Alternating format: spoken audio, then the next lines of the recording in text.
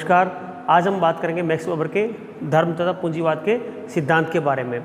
Max weber का जन्म जो है 21 अप्रैल 1864 को जर्मनी के एक इरफुट नामक एक छोटा शहर है, उसके अंदर उनका जन्म हुआ था। 1920 में इनकी मृत्यु हुई थी।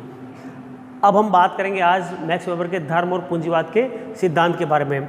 मोटे तौर पर जो है इमाइल दुर्खीम, कार्ल मार्क्स, इन लोगों ने भी धर्म के बारे में जो है अपने अपने सिद्धांत दिए, अपनी जो है विचार प्रकट किए, मगर उनका दृष्टिकोण अलग था। जैसे उदाहरण के लिए संक्षेप में अगर हम बात करें, कार्ल मार्क्स ने धर्म को अफीम की संज्ञा दी, जबकि बिल्कुल इनके विपरीत अगर हम बात करें, इमाइल दुर्खीम ने धर्म को जो है एक समाज की एकता बनाए रखने वाला तत्व माना, मगर मैक्स वेबर ने इसका एक अलग तरीके से अध्ययन किया है।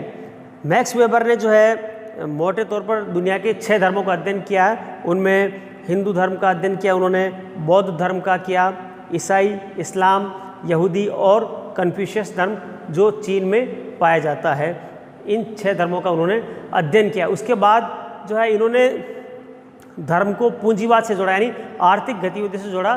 तो यहाँ से हम इस चीज़ की शुरुआत करेंगे कि ऐसी कौन कौन से कारक है। मैक्स वेबर का ये मानना था कि धर्म के कुछ ऐसे कारक होते हैं जो पूंजीवाद को बढ़ावा देते हैं। तो मोटे तौर पर जो है मोटे तौर पर मैक्स वेबर की 3 जो है मान्यताएं थी।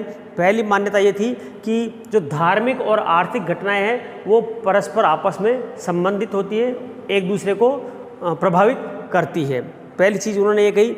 दूसरा, मैक्स वेबर ने हालांकि ये कहीं नहीं कहा कि जो है आर्थिक घटनाओं को एकमात्र परिवर्तनीय कारण धर्म है, मगर उनका ये मानना था कि अध्ययन के दृष्टिकोण से हम किसी एक कारक को परिवर्तनीय कारक मान के फिर उसके बाद उसका हम अध्ययन कर सकते हैं। इसके बाद जो है मैक्स वेबर ने जो है पूंजीवाद और धर्म, इन 2 चीज़ों के आदर्श प्रारूप का निर्माण किया और उसके बाद उनका इन्होंने अध्ययन किया।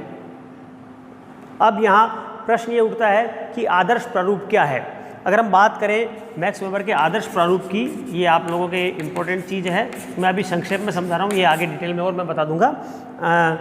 आदर्श प्रारूप का मतलब, यहाँ आदर्श शब्द का मतलब ये नहीं कि अच्छा या बुरा से। आदर्श प्रारूप का जो है मतलब मैक्स वेबर के संक्षेप में अगर हम बात करें तो वो ये है कि सामाजिक घटनाओं को समझने के लिए मैक्स वेबर ने ये बताया कि हमें उस घटना की कुछ महत्वपूर्ण विशेषताओं का एक वर्णन करना चाहिए, जिनके आधार पर हम उस घटना को या कारक को हम समझ सकें। तो आदर्श का मतलब अच्छे बुरे से नहीं है, बल्कि उसकी विशेषताओं से है कि भाई हम इस चीज़ को किस तरह से अध्ययन करें। उदाहरण के तौर पर मैक्स वेबर ने ब्यूरोक्रेसी यानी नौकरशाही के बारे में भी उन्होंने एक आदर्श जो है प्रारूप का निर्माण किया था, वो आप लोगों के कोर्स में भी चलता है। इसी तरह धर्म, पूंजीवाद, इन चीज़ों के बारे में उन्होंने आदर्श प्रारूप बनाए। तो ये आदर्श प्रारूप। अब हम जो है शुरुआत करते हैं कि जो है मैक्स वेबर ने जो 6 धर्मों का अध्ययन किया, उसमें उन्होंने ये पाया कि जो पूंजीवाद है, आधुनिक पूंजीवाद है, उसका विकास जो है वर्तमान मैक्स वेबर का जो युग था उस ज़माने की बात है, और पूंजीवाद उस दौरान शुरुआत हुई थी उसकी। तो मैक्स वेबर ने कहा कि प्रोटेस्टेंट धर्म के अंदर कुछ ऐसे विशेष कारक है जो पूंजीवाद को बढ़ावा देते हैं। अब यहाँ हम पहली बात आती है कि पूंजीवाद क्या है।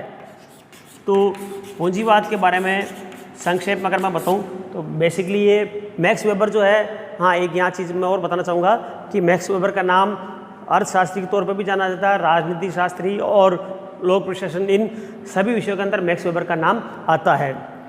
मैक्स वेबर का जो है इन्होंने पूंजीवाद के बारे में जो अध्ययन किया, तो यहाँ पूंजीवाद के बारे में बताऊँगा कि मोटे तौर पर जो है दुनिया के अंदर जो अर्थव्यवस्था या जो आर्थिक गतिविधियाँ होती वो 3 भागों में बांटा गया है, साम्यवाद, पूंजीवाद और एक समाजवाद। जो समाजवाद की अवधारणा भारतीय संदर्भ में ली जाती, बाकी इसको अवधारणा को ज़्यादा नहीं चला, और अभी वर्तमान में समाजवाद का केवल नाम रह गया, व्यवहारिक तौर पर जो है ये कहीं भी नहीं चल रही है।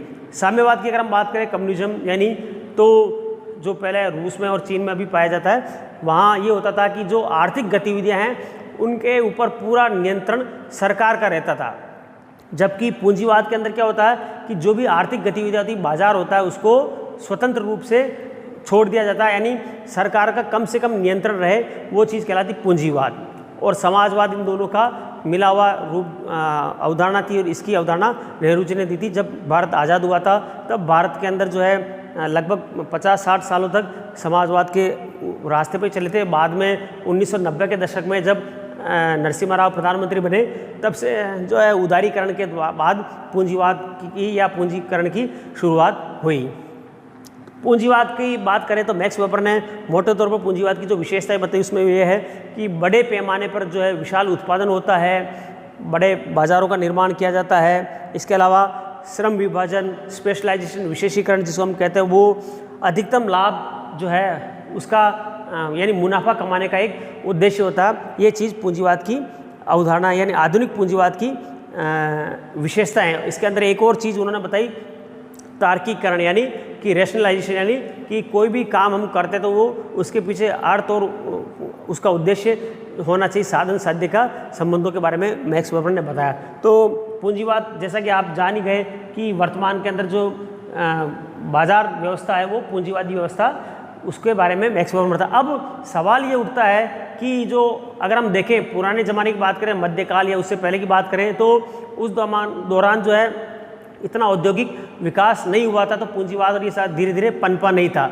मगर बाद में क्या हुआ कि यूरोप के अंदर कुछ ऐसी दशाएं हुई तो पूंजीवाद का विकास हुआ। मगर इन दशाओं के अंदर जो है मैक्स वेबर ने धर्मों का अध्ययन किया और उसमें ये पाया कि कुछ चीज़ें हैं। अब जैसे मैक्स वेबर ने हिंदू धर्म की बात करें, इस्लाम, ईसाई, बाकी धर्मों की बात करें, तो ये अंतर पाया कि बाकी धर्मों की बात करें तो उस बाकी धर्मों के अंदर जो है कुछ ऐसी चीज़ें जो पूंजीवाद को बढ़ावा नहीं देती। जैसे एक छोटा सा उदाहरण की अगर हम बात करें कि बाकी सब धर्मों में, जैसे हिंदुओं की बात करें तो जो है हमारे यहाँ ये कहा जाता है कि ये सारा संसार जो है माया मोह है, हमें किसी चीज़ से कोई लगाव नहीं रखना चाहिए। तो उसके आधार पर क्या हुआ कि व्यक्ति ने जो है इन चीज़ों की तरफ, आर्थिक गतिविधियों की तरफ ज़्यादा प्रयास नहीं किए। जबकि मैक्स वेबर ने ये माना, अब मैं यहाँ आपको मैक्स वेबर के पूंजी धर्म की जो अवधारणाएं बताई, उन्होंने कुछ पॉइंट उसके बारे में आपको बताऊंगा। मैक्स वेबर ने जो है मोटे तौर पर ईसाई धर्म के अंदर जो है दो भाग होते हैं, एक होता है कैथोलिक और दूसरा होता है प्रोटेस्टेंट।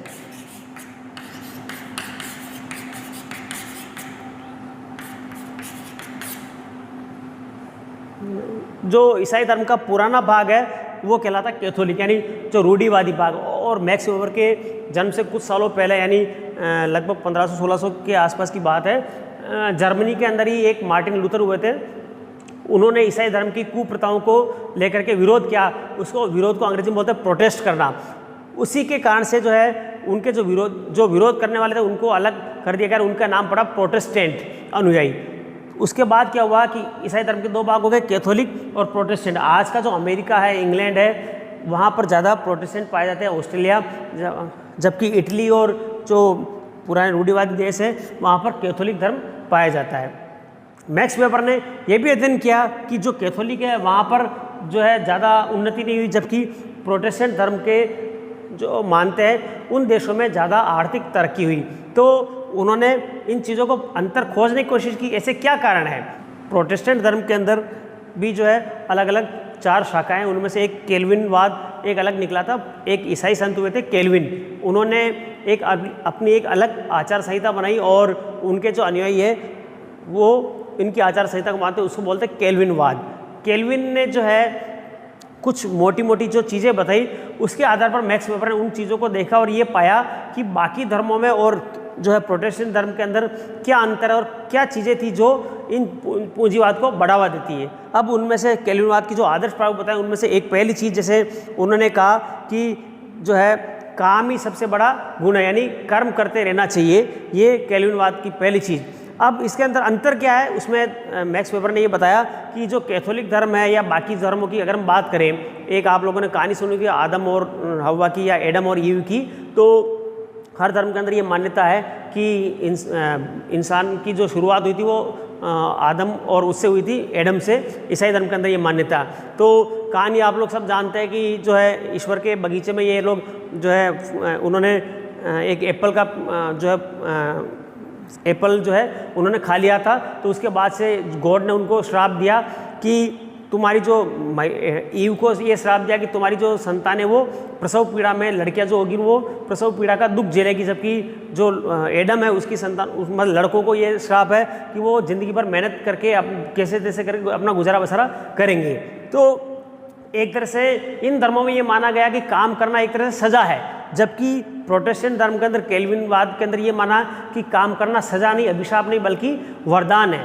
हमारा जो है कर्तव्य है काम करते रहना चाहिए। और जाहिर सी बात है कि पूंजीवाद तभी होगा या कोई भी व्यापार बिजनेस तभी बढ़ेगा जब हम कोई काम करेंगे।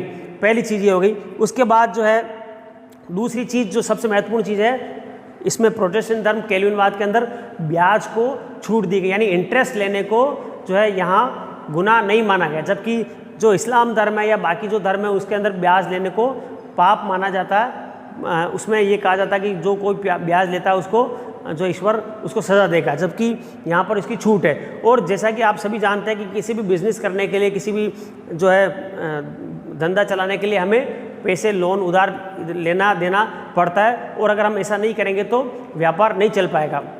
जैसा कि आप लोग जानते हैं अमेरिका जो दुनिया का आज सबसे बड़ा जो है देश माना जा सकता है, आर्थिक तौर पर संपन्न मानते हैं, उनके ऊपर भी अरबों रुपए का लोन है। इसी तरह अगर आप जो है जानते हैं, अगर अखबार पढ़ते तो आप लोगों को पता होगा अंबानी अडानी, भले ही ये भारत के सबसे बड़े पैसे वाले हैं, मगर इनकी भी अगर बैलेंस शीट देखें तो इनके ऊपर भी लाखों करोड़ रुपए का, अरबों रुपए का लोन चल रहा है, और उन्हीं के आधार पर ये जो है अपना बिजनेस आगे ग्रो करते हैं। तो सीधी सी बात है, अगर ब्याज नहीं लेंगे तो आगे आपका बिजनेस नहीं चल पाएगा, जबकि इनके प्रोटेस्टेंट के अंदर ब्याज को छूट दी गई। तीसरा, इन्होंने जो शराब जुआ ये सब सारी चीज़ें हैं, इसको इन्होंने साफ तौर पर इसको पाबंदी किया गया। हालांकि बाकी धर्मों के अंदर भी जो है इनको जो मान्यता नहीं है, मगर इसमें इनको सख्ती से मना किया गया इस कारण से। और जैसे कि आप जानते हैं कि शराब जुआ खेलने जो वाले आगे बिजनेस के अंदर सफल होने की संभावना उनकी कम होती है। इसके बाद इन्होंने जो है एक और चीज़ ये बताई कि जो छुट्टियां होती है, अवकाश, उसको इन्होंने पाप माना, यानी कि छुट्टी का कोई काम नहीं है। और जैसा कि आप जानते हैं अगर कोई व्यक्ति छुट्टी नहीं लेगा, काम करता रहेगा, तो उसके आगे आर्थिक विकास की संभावनाएं बढ़ेगी। तो बाकी धर्मों के अंदर जो है अवकाश की काफ़ी सारी चीज़ें हमें देखने को मिलती हैं। इसके बाद जो है ये जो है अगर हम बाकी धर्मों की बात करें तो जैसे कि आप लोग जानते हैं कि जैसे हिंदुओं की बात अभी थोड़ी देर पहले मैंने बताया था कि हमारे यहाँ ये कहा गया कि ये दुनिया माया मोह है, संसार तो है, और हमें अपने पाप पुण्य जो है ये सारी चीज़ें इसके बारे में कही गई। हालांकि प्रोटेस्टेंट धर्म के अंदर भी पाप पुण्य इन सारी चीज़ें कही गई। यहाँ एक सबसे महत्वपूर्ण चीज़ जो मैं बताऊँगा, आप लोग सब ध्यान से सुनना। हमारे हर धर्म के अंदर जो है ये मान्यता है कि व्यक्ति के मृत्यु के बाद उसको स्वर्ग या नरक मिलेगा। और हम ये मानते हैं कि जैसे हिंदुओं में ये माना जाता है या बाकी धर्मों में भी ये माना जाता है कि व्यक्ति अगर अच्छा काम करेगा तो वो स्वर्ग में जाएगा और बुरा काम करेगा तो नरक में जाएगा। मगर प्रोटेस्टेंट धर्म के अंदर और खासतौर से कैल्विनवाद के अंदर ये माना गया है कि स्वर्ग नरक में जाने की परिभाषा क्या है, ये हम कैसे पहचाने कि आदमी स्वर्ग में जाएगा या नरक में जाएगा। तो इसका सीधा सा तरीका ये है कि जो व्यक्ति आर्थिक सफलता ज़्यादा प्राप्त करेगा वो स्वर्ग में जाने की संभावना उसकी बढ़ेगी। जाहिर सी बात है कि इनका ये मानना है कैल्विनवाद का कि जो गरीब व्यक्ति है वो स्वर्ग में नहीं जाएगा, अमीर व्यक्ति जो बहुत अच्छा संपन्न व्यक्ति है वो स्वर्ग में जाएगा। और हमारा यहाँ जो है आम धरती के ऊपर आम आदमी का, सभी का ये एक सपना रहता है कि हम स्वर्ग में जाए। हालांकि स्वर्ग नरक होते कि नहीं होते कोई नहीं जानता, मगर ये हर धर्म के अंदर मान्यता बनाई गई है। बाकी धर्मों के अंदर जैसे मैंने अभी बताया, अपने हिंदुओं में या इस्लाम के अंदर या ईसाई धर्म, बाकी जो कैथोलिक है, इनमें सब में ये मान्यता है कि जो व्यक्ति भलाई का काम करेगा वो स्वर्ग में जाए। जैसे ईसा मसीह ने ये कहा है कि एक जो ऊँट है वो सुई की नोक के छेद में से निकल सकता है, मगर एक अमीर व्यक्ति स्वर्ग में नहीं जा सकता। मगर उसी के अंदर प्रोटेस्टेंट धर्म वालों ने इस चीज़ को उल्टा बताया। तो इस कारण से क्या हुआ कि बाकी धर्म के अंदर जो है उन लोगों ने जो है ज़्यादा आर्थिक उन्नति की तरफ ध्यान नहीं दिया, और जबकि कैल्विनवाद वाले लोगों ने इसकी तरफ ध्यान दिया। और मैक्स वेबर का जो है ये मानना है कि इसी कारण से अमेरिका इंग्लैंड के जो लोग हैं मोटे तौर पर वो अधिकतर प्रोटेस्टेंट अनुयायी है, इसी कारण से उन्होंने आर्थिक उन्नति करी, और बाकी जो धर्म वाले हैं वो उन्होंने आर्थिक उन्नति नहीं कर पाए। मेरे ख्याल से आपको मैक्स वेबर का ये सिद्धांत जो है मैंने बहुत सरल भाषा में समझाया, आपको समझ में आ गया होगा। अगर आपको किसी भी तरह कोई समस्या तो आप जो है कमेंट बॉक्स में लिख सकते हैं। मेरे नंबर आप नोट कर लीजिए, उस पर भी फ़ोन भी कर सकते हैं 9414317258। इस पर आप मेरे को मैसेज करके मेरे से बात कर सकते हैं, फ़ोन भी कर सकते हैं। अगर आपको वीडियो पसंद आया तो लाइक, शेयर और सब्सक्राइब करना ना भूलें। धन्यवाद।